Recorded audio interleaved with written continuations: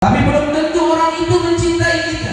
Bisa saja kita merindukan seorang, belum tentu orang itu merindukan kita. Tapi ketika seorang sudah sampai kepada titik maqam khalil, maka saat dia mencintai seseorang, orang itu pun mencintai dirinya.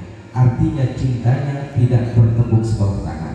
Hadirin yang subhanahu wa ta'ala, maka Nabi Ibrahim sampai kepada itu. Hari ini kita perlu kita pertanyakan, saat kita mengaku inni wajjahtu wajhiya lillazi fataras samawati wal arda hanifan, kita mengaku di hadapan Allah sebagai hamba Allah. Pertanyaannya, apakah Allah juga mengakui kita sebagai hambanya? Belum tentu. Ketika kita mengatakan ana uhibbullah, saya mencintai Allah, pertanyaannya, apakah Allah juga membalas cinta itu? Belum tentu. Tapi Nabi Ibrahim alaihissalam sudah sampai di maqam dan titik itu. Maka ketika ditanya, wahai Ibrahim, kenapa engkau dijadikan Allah sebagai khalilnya? Maka Nabi Ibrahim mengatakan, yang pertama, taqaddamtu amrallah ala ghairi amrihi. Yang pertama, kata Nabi Ibrahim, aku selalu mengutamakan perintah Allah subhanahu wa ta'ala di atas perintah siapapun. Maka dibuktikan oleh Nabi Ibrahim, diperintah hitam, seketika itu juga dia hitam. Bahkan tidak tanggung-tanggung, hadirin yang dimuliakan oleh Allah subhanahu wa ta'ala. Setelah 80 tahun beliau menanti, setelah pernikahannya 80 tahun beliau menanti untuk mendapatkan seorang anak. Begitu dia dianugerahkan seorang anak, kemudian baru anaknya berumur 12 tahun, lalu Allah subhanahu wa ta'ala perintahkan Nabi Ibrahim, hai Ibrahim, sembelihlah anakmu. Ya bunayya inni ara fil manami anni azbahuka fanzur madza tara. Wahai anakku, Allah merintahkanku untuk menyembelihmu. Fanzur madza tara. Apa pendapatmu? Apa kata Nabi Ismail? Ya abatif al-ma tu'mar. Hai ayah, lakukan apa yang Allah perintahkan. Bahkan Nabi Ibrahim ketika anaknya masih berusia beberapa bulan, hadirin yang dimuliakan Allah subhanahu wa ta'ala, beberapa bulan, kalau tidak salah baru 3 bulan setelah melahirkan di Palestina, Nabi Ibrahim diperintah oleh Allah, Ibrahim, hijrah, pergi kamu ke Makkah, bangun Ka'bah di sana. Bayangkan, di Mekah itu belum ada apa-apa, jangankan kayu lumut saja tak sanggup untuk hidup di sana. Maka beliau pun pergi dari Palestina ke Mekah dengan jarak 1200 km berjalan kaki, hadirin yang subhanahu wa ta'ala. Maka inilah bagaimana Nabi Ibrahim mengutamakan, mendahulukan perintah Allah subhanahu wa ta'ala di atas perintah siapapun. Yang kedua yang menyebabkan Nabi Ibrahim alaihissalam dijadikan oleh Allah sebagai khalilullah adalah beliau katakan, ma ta'assartu ala ma kaffalallahu ilayya. Aku tidak pernah merisaukan, menyusahkan apa yang Allah subhanahu wa ta'ala sudah tetapkan bagiku. Apa yang Allah sudah tetapkan, aku tidak perlu risaukan. Rizki Allah sudah tetapkan. Setiap orang punya jatah rizkinya. Setiap orang rizkinya sudah ditentukan oleh Allah subhanahu wa ta'ala. Seberapa banyak, berapa nominal, berapa jumlahnya, itu sudah ditentukan oleh Allah subhanahu wa ta'ala. Sehingga ini beliau buktikan, Allah menguji perkataan Nabi Ibrahim ini. Suatu ketika beliau memiliki kambing sampai 12.000 kambing, maka Allah ingin mengujinya. Allah mengutus Jibril, ya Jibril, uji kata-kata Ibrahim itu, betulkah dia itu? Kalau dia betul-betul bertawakal kepadaku tentang rizkinya, maka Jibril pun turun dalam bentuk sosok seorang manusia. Jibril mengatakan, wahai Nabi Ibrahim, aku ingin meminta kambing, 1 ekor kambing. Aku ingin meminta kambing kepadamu untuk memenuhi kebutuhan hidupku. Maka apa kata Nabi Ibrahim? silakan ambil 1 atau 2 ekor. Maka kata Jibril, ini untuk 2-3 ekor kayaknya tidak cukup bagiku, ambil sepertiganya. Sepertiganya pun rasanya belum cukup, wahai Ibrahim, ambil setengahnya. Rasanya juga belum cukup, Ibrahim. Maka Ibrahim katakan, ambil semua kambing yang kau lihat di sini dan jangan sisakan, bawa. Artinya seperti itu pembuktiannya kepada Allah Subhanahu wa taala betapa dia tidak pernah risau susah terhadap rezekinya. Artinya kalaupun saat itu betul kambing itu akan diambil semuanya, maka dia yakin Allah akan menggantikan dengan yang lebih baik. Maka hadirin dari Allah Subhanahu wa taala. Kemudian yang terakhir, apa yang membuat Nabi Ibrahim dijadikan sebagai khalil oleh Allah Subhanahu wa taala? Beliau mengatakan, ma taghaddaitu wa ma ta'asyaitu illa ma'ad duyub. Aku tidak pernah makan pagi, aku tidak pernah makan siang, dan tidak pernah makan malam, kecuali mesti selalu bersama tamu. Selalu bersama tamu. Maka beliau ini dikatakan Abu Duyub, bapaknya tamu.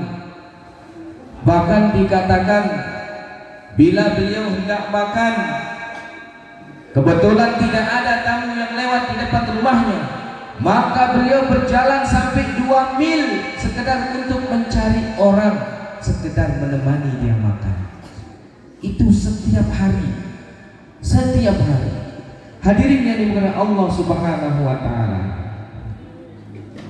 Apa hikmah tamu itu sendiri? Luar biasa. Ikramud duyub itu luar biasa, hadirin Subhanahu wa taala. Kalau kita ingin mengukur seberapa barokah rumah kita, seberapa banyak rahmat yang turun di rumah kita, ukurannya diantaranya adalah seberapa sering tamu itu berkunjung ke rumah kita. Ciri-ciri rumah yang dirahmati Allah, ciri rumah yang diberkahi Allah, ketika rumah itu sering dikunjungi oleh tamu-tamu kita. Bahkan ada sebuah kisah, ada seorang wanita di zaman Rasulullah SAW. Seorang wanita ini mengeluh kepada Rasulullah. Apa keluhannya? Keluhannya itu adalah suaminya ini sering membawa tamu ke rumahnya, sering bertanya, ya Rasulullah, saya itu kok capek setiap hari. Suami saya itu tidak bisa lihat orang lewat, dipanggil, ujung-ujungnya nanti saya bikin kopi, saya masak air, baru selesai dicuci itu piring, baru selesai dicuci itu gelas, buat kopi lagi, kotor lagi, cuci lagi. Hampir setiap hari itu saja yang saya kerjakan. Bahkan dia pulang dari masjid, ajak orang, ya kalau 1, 2, kalau 10, kalau 20, kadang dia ajak orang beramai-ramai ke rumah. Saya capek ya Rasulullah, bagaimana solusinya ya Rasulullah? Bisakah engkau memberitahukan kepada suamiku tentang hal ini? Maka saat itu Rasulullah tidak langsung menjawab. Maka Rasulullah berdiam. Kemudian diamnya Rasulullah, wanita ini pun pergi karena dia mengerti kalau Rasulullah diam, ya berarti tidak dijawab. Akhirnya dia pergi. Besok harinya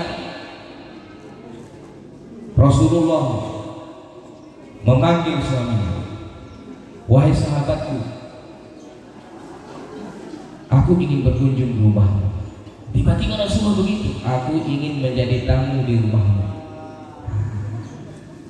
Jadi karena Rasulullah ingin bertamu ke rumahnya, dia pun gembira. Akhirnya dia pun, si suami ini melaporkan, memberitahukan kepada istrinya, wah istriku, Rasulullah mengatakan kepadaku bahwa dia ingin bertamu ke rumah kita besok. Bagaimana menurutmu? Karena yang bertamu Rasulullah, tentu si istri ini luar biasa kiranya, senang sekali. Ya kalau Rasulullah yang bertamu, aku senanglah, aku akan siapkan makanan yang paling lezat di desa kita ini. Maka besoknya pun setelah dipersiapkan semuanya, Rasulullah SAW pun datang berkunjung di tempat itu. Maka Rasulullah menyicipi berbagai makanan yang dihidangkan di sana. Setelah singkat cerita, setelah selesai menikmati hidangan di sana, maka Rasulullah membisikkan kepada suami wanita itu, Wahai sahabatku, saya nanti kalau keluar dari pintu itu, panggil istrimu, suruh dia berdiri di pintu ini sampai pandangannya, sampai saya hilang dari pandangannya. Suruh dia berdiri, mengiringi kepergian saya itu, suruh dia. Maka Rasulullah keluar dari pintu itu. Begitu Rasulullah sudah keluar, maka si suami ini panggil istrinya, wah istriku, sini, kita berdiri di sini melepas kepergian Rasulullah SAW. Maka hadirin yang Allah Subhanahu wa Ta'ala, tiba-tiba si istri ini melihat di belakang Rasulullah SAW itu ada begitu banyak kalajengking, ular, apa juga rentek, apa juga namanya itu, pokok bermacam-macam di sana, mengiringi kepergian Rasulullah Sallallahu Alaihi Wasallam. Ulakah namanya itu, mengiringi Rasulullah pergi. Maka dirinya Subhanahu Wa Taala, setelah itu Rasulullah berhenti. Maka Rasulullah pun kembali. Rasulullah bertanya kepada istri sahabat itu, wahai Fulan, tadi saat kau berdiri mengiringi kepergianku, mana tanzuri, apa yang kau lihat? Maka dia mengatakan, wahai Rasulullah, saya melihat begitu kau pergi, seakan-akan dari rumah ini kalajengking, ular, dan semua hewan-hewan yang berbisa ini ikut menyertaiku pergi. Maka apa kata Rasulullah? Itulah perumpamaan setiap tamu yang datang di rumahmu, maka setiap dia pergi dari rumahmu, maka mereka pun akan menyertai. Maka seluruh barang-barang yang tidak baik di rumah ini, hewan-hewan yang buruk di rumah ini, bahkan hal-hal yang tidak kamu senangi di rumah ini, itu akan ikut pergi menyertai kepergiannya tamu-tamu. Maka jangan pernah sia-siakan tamumu, layanilah mereka, karena setiap mereka datang, maka segala bala, segala bencana, segala musibah yang tertanam di rumah itu akan ikut keluar menyertai tamu-tamu. Seberapa sering kau menerima tamu, sebanyak itu pun semua penyakit ini akan hilang dari rumahmu. Maka ketahuilah hadirin sekalian, sehingga Rasulullah katakan, al-baiti jannati, rumahku serasa seperti surgaku. Nah, seperti itulah Rasulullah contohkan.